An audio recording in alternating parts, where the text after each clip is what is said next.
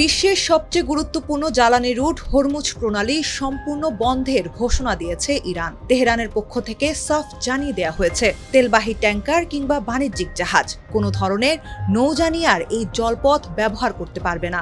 এমনকি নিষেধাজ্ঞা অমান্য করে কোনো জাহাজ এই প্রণালী অতিক্রম করার চেষ্টা করলে সরাসরি গুলি চালানোরও হুঁশিয়ারি দিয়েছে দেশটির যৌথ সামরিক কমান্ড।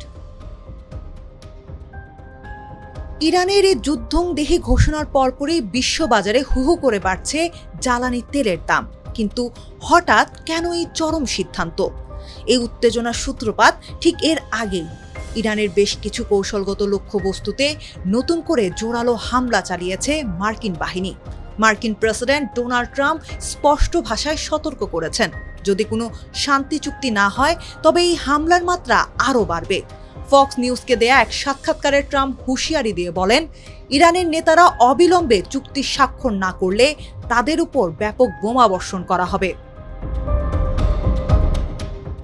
এদিকে হামলার তীব্রতা কতখানি তা বোঝা যায় রয়টার্সের তথ্য থেকে। আজ 11 জুন ভোর রাতেই মার্কিন বাহিনী ইরানে একাধিক নতুন বিমান হামলা শুরু করেছে।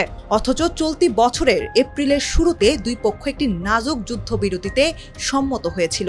কিন্তু নতুন এই হামলা পাল্টা হামলার জেরে সেই চুক্তি ভেঙে এখন পূর্ণমাত্রার যুদ্ধ শুরুর আশঙ্কা তৈরি হয়েছে। তবে ইরানের এই কঠোর অবরোধের দাবির মধ্যেই ভিন্ন কথা বলছে যুক্তরাষ্ট্র।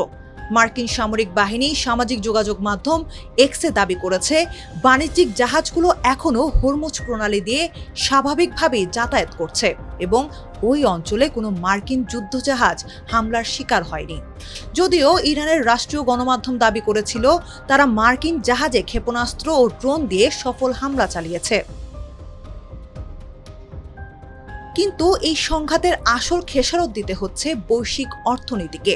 ডাচ আর্থিক প্রতিষ্ঠান আইএনজির বিশ্লেষকরা বলছেন, পরিস্থিতি দেখে মনে হচ্ছে কোনো সমঝোতা এখনও অনেক দূরের বিষয়। ফলে পারস্য উপসাগর থেকে জ্বালানির সরবরাহ দীর্ঘ সময়ের জন্য থমকে যেতে পারে। পরিসংখ্যান বলছে, সাধারণ সময়ে বিশ্বের মোট তেল ও গ্যাস পরিবহনের প্রায় 20% সম্পন্ন হয় এই হরমুজ প্রণালী দিয়ে।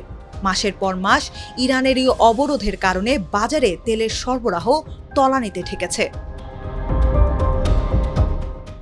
আজ 11 জুন আন্তর্জাতিক বাজারে ব্রেন্ট ক্রুড ফিউচারের দাম ব্যারেল প্রতি $1.48 বেড়ে দাঁড়িয়েছে $94.58। অন্যদিকে ওয়েস্ট টেক্সাস ইন্টারমিডিয়েট বা WTI অপরিশোধিত তেলের দামও $1.71 বেড়ে দাঁড়িয়েছে $91.74। সংকট সামাল দিতে বিশ্বের সবচেয়ে বড় তেল উৎপাদনকারী দেশ যুক্তরাষ্ট্রকে তাদের নিজস্ব জরুরি মজুদ থেকে বিপুল পরিমাণ তেল বাজারে ছাড়তে হচ্ছে। গত 28 ফেব্রুয়ারি যুদ্ধ শুরু হওয়ার পর থেকে যুক্তরাষ্ট্রের কৌশলগত মজুদ সহ মোট অপরিশোধিত তেলের মজুদ কমে গেছে প্রায় 7.90 কোটি ব্যারেল।